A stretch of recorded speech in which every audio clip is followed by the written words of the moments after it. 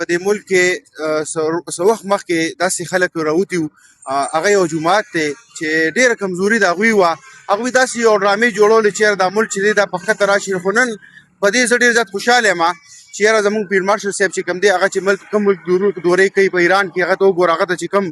لکه خطره به ورته ووایو یو داسې حالات دي د اسرائیل او د نورو ملکونو او هغه هلته ځي او په خپلې وردۍ کې پاک فوج یو په وردۍ کې ولاړ دی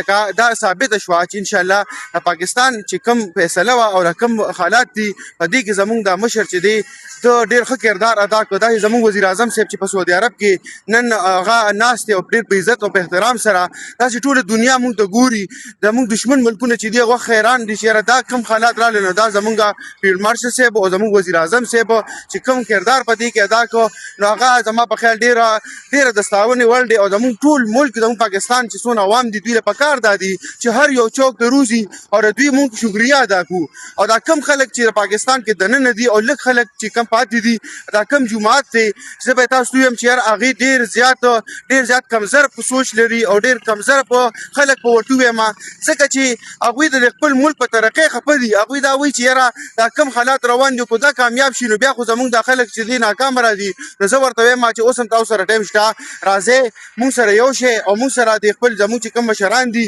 په دې ملکونو کې دي دا کم حالات روان دي د بهر ملک نه د امریکې غوندې ملک چې کوم دی زموږ راغللو زموږ پاکستان مشرانو ته کېناستلو نو هغه ډېر پوهه خلک دي نو تاسو خو ډېر نالایقه خلک یې لږ سوچ په دې باندې وکړئ چې دا کم حالات دي نو دې کې مونږ چې دی خپل ملک سره ودرېږو او خوشحالي وکړو او د ترقۍ مخکې انشاءالله پاکستان چې دی په ټوله دنیا کې انشاءالله یو ښکاره ملک شو زه د پیر مارشل باره کې خو ډېر هم سوی یم او به کم وي د هغې وجه دا ده چې دا ښکاره ده جي الف خان صاحب دا ښکاره ځکه ده چې یاره مطلب داسې یو ملک ته تلل هغې کې یره وي هغې کې داسې ملاقات دې کېږي چې زما نه څوک خبر نه شي او هغه راکوزېږي او په خپله وردۍ کې او ورته ښایي چې یاره زه دې ملک سره ولاړ یم او مخلص یم زموږ پیر مارشل صاحب چې دی هغه په یو ځای کې وروستو نه دی او ښکاره ولاړ دی او ښکاره ټولې دنیا ته یې وښوله جي